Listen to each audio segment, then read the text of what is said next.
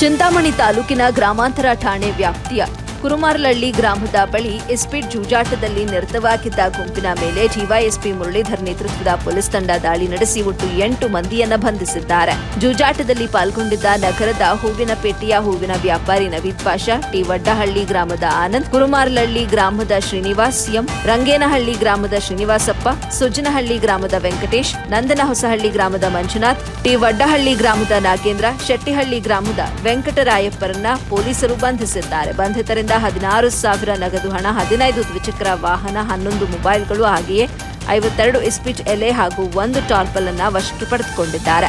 ಗ್ರಾಮದ ಬಳಿ ಗುಂಪೊಂದು ಜೂಜಾಟದಲ್ಲಿ ನಿರತವಾಗಿದೆ ಎಂಬ ಖಚಿತ ಮಾಹಿತಿಯ ಮೇರೆಗೆ ಪೊಲೀಸ್ ತಂಡ ದಾಳಿ ನಡೆಸಿದೆ. ಈ ಕುರಿತಂತೆ ಗ್ರಾಮಾಂತರ ಪೊಲೀಸ್ ಠಾಣೆಯಲ್ಲಿ ಪ್ರಕರಣ ಕೂಡ ದಾಖಲಾಗಿದೆ.